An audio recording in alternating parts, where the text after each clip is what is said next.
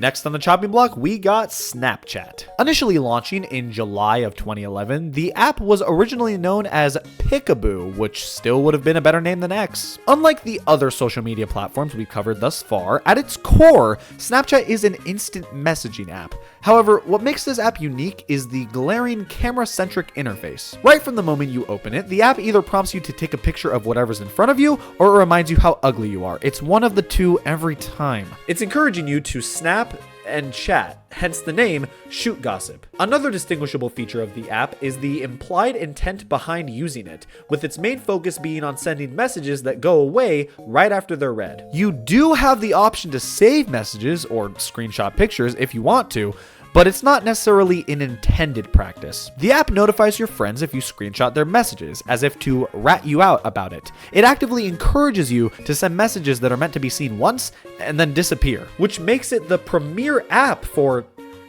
certain things. But if this app is mainly used for messaging, then why are we talking about it right now? Well, just like the other apps discussed, you also have the option to post things publicly, which makes Snapchat lean a little bit more towards being a social media platform rather than a dedicated messaging application. Introducing Snapchat Stories, or as I like to call them, disposable evidence. The body was here a second ago, officer, I swear. Yeah, so the idea behind stories is that they are effectively social media posts that are intended to disappear after a certain amount of time, pretty much always unanimously 24 hours. This kind of turns the whole idea behind social media on its head. Unlike other apps where posts stay up indefinitely and can, in theory, be seen at any point in time, there is a good chance that a significant chunk of your followers will not see one of your posts if you post it as a story. If you thought social media posts were pretty disposable already, these are literally born to be discarded. So what's the point of all of this? Well, it's not unsimilar to asking, what's the point of living if we're all gonna die? I've always thought the idea of stories was kinda inherently dumb. Like, if you post something and then later down the line you decide you don't want it to be up anymore, you have the option to delete it. And if you post it with the initial intent of it going away eventually, then why even post it in the first place? I don't know. I feel like the biggest twerp in the world ranting about this, considering how many people actively use this feature of Snapchat, which eventually became so active that it spread like a disease.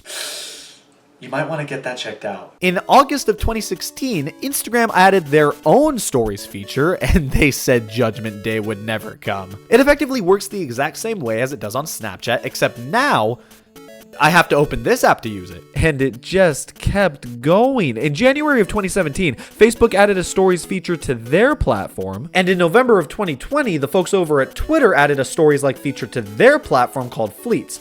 But that was gone before I could even think about talking about it. And then in 2022, the app TikTok added a stories feature to their platform. Hi, this is the head of all social media. Stop. This is just getting ridiculous. There's no reason for all of these apps to have the exact same goddamn feature. Okay, yeah, they were obviously all trying to ride the coattails of Snapchat's success. I get it. And to be fair, Snapchat was the first app to coin the stories idea, so I guess it's a little more justified here. You know, I gotta hand it to you. You may have been the cause of that malaria outbreak, but you were the first person to get it, so color me impressed. If I had to diagnose each one of these apps and break down my personal viewpoint on how they differ in terms of how I see people use their stories feature, I'd say people usually use Instagram stories to promote things, Snapchat stories to show off the fun activities they're doing, and TikTok stories if they're depressed. But hey, you gotta hand it to Snapchat for inventing a feature that so many others copied verbatim. You know what they say, plagiarism is the sincerest form of flattery. But stories aren't the only reason why Snapchat got so popular.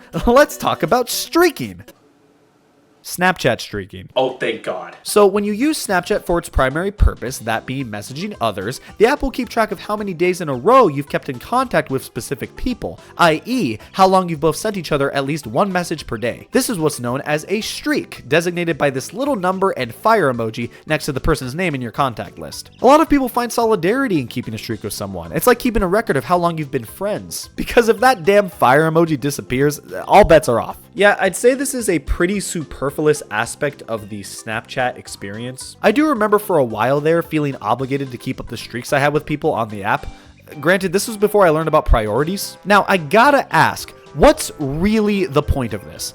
If I call my grandma multiple days in a row, I can just tattoo the number on my forehead myself. What am I actually gaining here? Well, keeping a streak with someone can help add to your Snapchat score, another unique feature of the app. Every Snapchat user has a number designated towards them that goes up based on how much engagement they partake in with the app. That's right, they made using Snapchat into a game. It's like if they made eating soup a sport. You can add to your Snapchat score by sending messages, posting to your story. Any form of interactivity will do the trick. And having streaks with people is the easiest way to make that number go up as fast as possible. The higher the number of the streak you have with somebody, the more your score will go up when you message them. Okay, I'll give Snapchat this. The whole idea of a score being given out to users does encourage more engagement with the app, but at what cost? It just turns using Snapchat into a pointless competition. If you think that's big, you should see the size of my So yeah, the app actively encourages you to compare yourself to other users based on how often you use the app. Gee, it's almost like all of social media perpetuates comparison amongst peers. Let's face it, when you see a Snapchat story of someone having fun at a party while you're sitting at home devouring a box of Cheez-Its, it really does make you think. I should have finished college. But believe it or not, that's still not all that Snapchat has to offer, because just like its colleagues, Snapchat also features a plethora of other types of content to browse at your leisure. Yes, the Snapchat Discover page, where dreams go to die. This is essentially a content feed that Snapchat users can scroll through to find various other accounts, posts, and a variety of short news outlets. Yeah, a lot of the news covered in the Snapchat Discover page can barely qualify as news.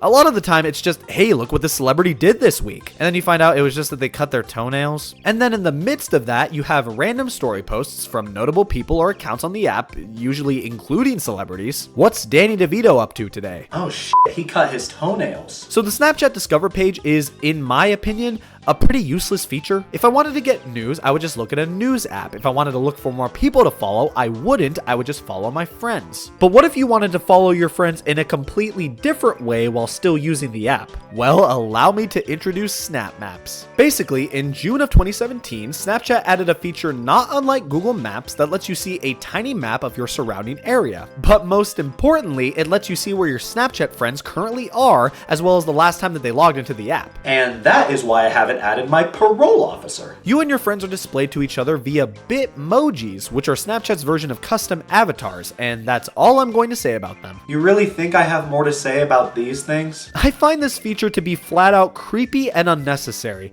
Don't let Snapchat fool you with the colorful map design and the cute little avatars of your friends just hanging around everywhere. No, Snapchat's just trying to make you content with their crimes by distracting you with fun shapes and colors. Why do you think ransom notes always look like a child's art project? It's to lead you into a false sense of security. And I've seen people try to justify the feature saying, it's so nice to be able to see where my friends are when they're not responding to me.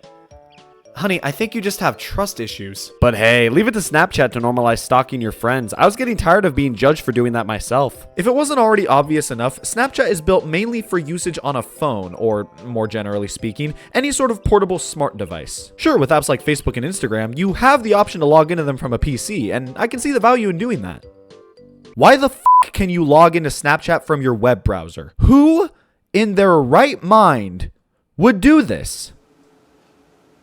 I never said I was in my right mind. Now, for completionist's sake, I'll mention that Snapchat also has their own paid subscription model. Oh, thank God. This was getting a little heavy. But from what I can tell, it's unremarkable. Most of the features it offers aren't super necessary, and thus, the service is just kind of pointless.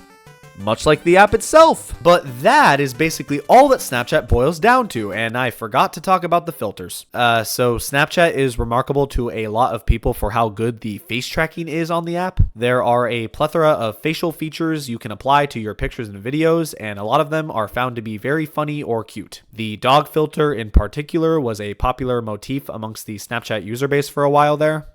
For the love of God, please let me be done talking about this thing. I will admit, Snapchat does have a lot of aspects that make it unique. So did Stalin. Yeah, I never really was a big fan of Snapchat. As a social media app, it's fine. As a messaging app, it just feels really juvenile. I can't just send a happy birthday message to my friend. I need to add a picture of my lunch. I think as a whole, Snapchat is a lot more tailored towards the younger crowd, but that doesn't stop creepy adults from using it to message minors. Officer, you don't understand. They have a streak. I don't know. If people like using Snapchat, good for them. I just never really cared for it.